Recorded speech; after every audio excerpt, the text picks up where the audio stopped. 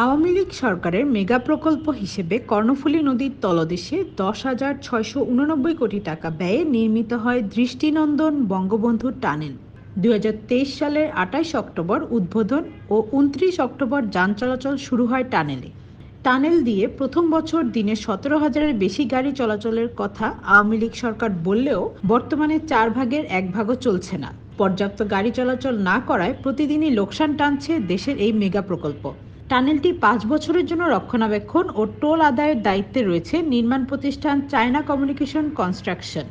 5 বছরে প্রতিষ্ঠানটিকে দিতে হবে বছরে 684 কোটি টাকা। হিসাব মতে দিনে খরচ পড়ে 37.5 লাখ টাকা। চালুর পর চলতি বছরের 26 সেপ্টেম্বর পর্যন্ত এই টানেল দিয়ে 333 দিনে 13,16,226টি গাড়ি চলাচল করেছে। এগুলোর থেকে টোল আদায় হয়েছে 34,62 লাখ টাকা। কিন্তু রক্ষণাবেক্ষণের জন্য ঠিকাদারি প্রতিষ্ঠানটিকে দিতে হচ্ছে 123 কোটি টাকা, অর্থাৎ 333 দিনেই লোকসান প্রায় 90 কোটি টাকা। নির্মাণের আগে আওয়ামী লীগ সরকারের সমীক্ষায় বলা হয়, চালুর প্রথম বছরে প্রতিদিন গড়ে 17,000-এর বেশি গাড়ি চলতে পারবে টানেলে।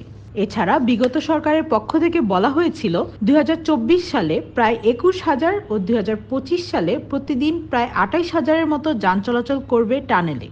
কিন্তু বিগত সরকারের সমীক্ষার তথ্যের সঙ্গে বাস্তবতার মিল নেই। বাংলাদেশ সেতু কর্তৃপক্ষের তথ্য বলছে, উন্মুক্ত হওয়ার পর থেকে এই টানেল দিয়ে দৈনিক গড়ে 4,000-এর মতো যানবাহন চলছে। বর্তমানে যত গাড়ি পার হচ্ছে সেটি লক্ষ্যমাত্রার প্রায় 30%।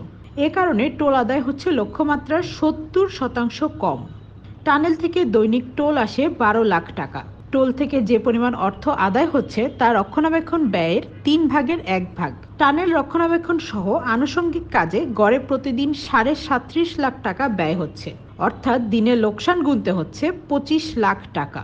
টানেলে কৃত্রিম অক্সিজেন ও আলো সরবরাহ ছাড়াও সামগ্রিক নিরাপত্তা ও জরুরি নিরাপত্তা ব্যবস্থায় খরচের একটি অংশ ব্যয় হয়। টানেল কর্তৃপক্ষের মাধ্যমে জানা যায়, উদ্বোধনের পর থেকে চলাচলকারী গাড়ির মধ্যে সবচেয়ে বেশি পারাপার হয়েছে প্রাইভেট কার, এরপর জিপ ও মাইক্রো। এগুলোর বেশিরভাগই পর্যটকদের গাড়ি। গণপরিবহনের সংখ্যা অত্যন্ত কম। বিশেষজ্ঞরা বলছেন, এটি ছিল একটি অপ্রয়োজনীয় উচ্চাভিলাষী প্রকল্প।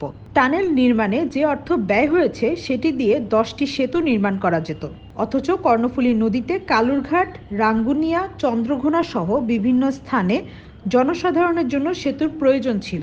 টানেলের পেছনে ব্যয় এখানেই শেষ নয়, প্রতি 5 বছর পর পর একবার বড় ধরনের রক্ষণাবেক্ষণ করতে হবে। এটি হলো রেগুলার মেইনটেন্যান্স। এ কাজে প্রায় $19 লাখ তথা 21 কোটি টাকা ব্যয় করতে হবে। টানেলের নির্মাণ ব্যয় নিয়েও জনমনে প্রশ্ন আছে। শুরুতে এর ব্যয় 8,447 কোটি টাকা থাকলেও পরে ব্যয় বেড়ে দাঁড়ায় 10,689 কোটি টাকায়। এর 6,070 কোটি টাকায় ঋণ দিয়েছে চীনের এক্সিম ব্যাংক। টানেল কি লাভ করতে পারবে? যোগাযোগ ব্যবস্থায় ব্যয় লাভ লোকসানের উপর দেখা হয় না, মানুষের উপকারে লাগছে কিনা সেটাই মুখ্য হয়ে দাঁড়ায়। তবে কর্ণফুলী নদীতে টানেলের চেয়েও একটি সেতু নির্মাণ করলে বেশি সুফল পাওয়া যেত বলে মনে করেন বিশেষজ্ঞরা। পরিকল্পিত চট্টগ্রাম ফোরামের নেতাদের মন্তব্য, টানেল খাতে যে অর্থ ব্যয় করা হয়েছে এবং প্রতি বছর যে পরিমাণ অর্থ পরিশোধ করতে হবে, তাতে বলাই যায় দেশের ঘাড়ে একটি দীর্ঘস্থায়ী বোঝা চাপিয়ে দেওয়া হয়েছে। সচেতন নাগরিক কমিটির নেতারা প্রশ্ন তুলেছেন, কর্ণফুলী নদীতে সেতু না বানিয়ে টানেল নামের উচ্চাভিলাষী প্রকল্পের আদৌ প্রয়োজন ছিল কি? দেশের অনেক স্থপতি সেই সময় এই প্রকল্পের বিরোধিতা করেছিলেন। অনেকের অভিযোগ, টানেল সহ এসব উচ্চাভিলাষী প্রকল্প সরকারকে অর্থ আত্মসাৎ ও মানি লন্ডারিং এর সুযোগ করে দিয়েছিল।